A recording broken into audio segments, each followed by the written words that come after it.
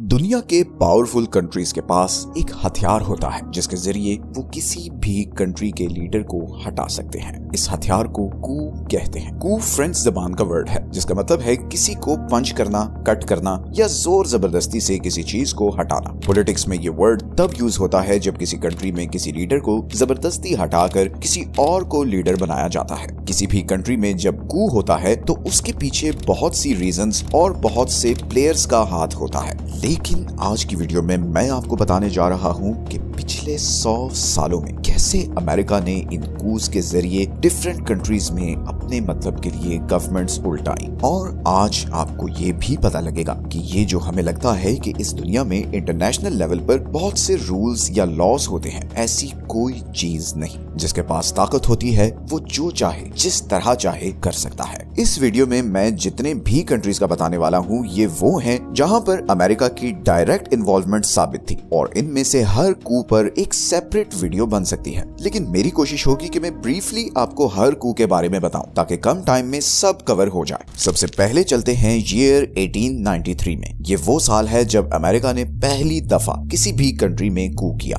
America से 3,500 मील दूर हवाई की क्वीन अमेरिकन शुगर इंडस्ट्री के लिए एक थ्रेट बन रही है। असल में अमेरिकन मिशनरीज आज से कई साल पहले हवाई में क्रिश्चियनिटी फैलाने की गर्ज से आए और उन्होंने यहाँ कई एकड़ जमीन खरीदी और फिर यहाँ पर शुगर फार्मिंग शुरू की। ये सारी शुगर यहाँ से अमेरिका को एक्सपोर्ट हो रही थी और लोकल्स को इसका बहुत कम प्रॉफिट मिल रहा था। क्वीन ने इन शुगर बिजनेसमैन पर रिस्ट्रिक्शंस लगाने के लिए कॉन्स्टिट्यूशन ड्राफ्ट किया तो अमेरिका में बैठे बड़े बड़े शुगर मिल्स के मालिकों के कान खड़े हो गए। और फिर कुछ ही दिनों बाद अमेरिका ने अपने बहुत सारी मिलिट्री शिप्स को यहाँ भेजा और उन्होंने चंद लोकल्स की मदद से क्वीन को हटाकर उन्हीं क्रिश्चियन मिशनरीज में से एक को हवाई का नया प्रेसिडेंट बना दिया। दूसरे कंट्रीज में टांग अड़ाने या फिर उनकी गवर्नमेंट उल्टाने की ये अमेरिका की पहली कोशिश थी जो कि पूरी तरह कामयाब हुई थी। वो कहते हैं ना कि शेर के मुंह को एक दफा खून लग जाए तो वो गांव के गांव उजाड़ देता है। कुछ ऐसा ही अमेरिका के साथ भी हुआ था।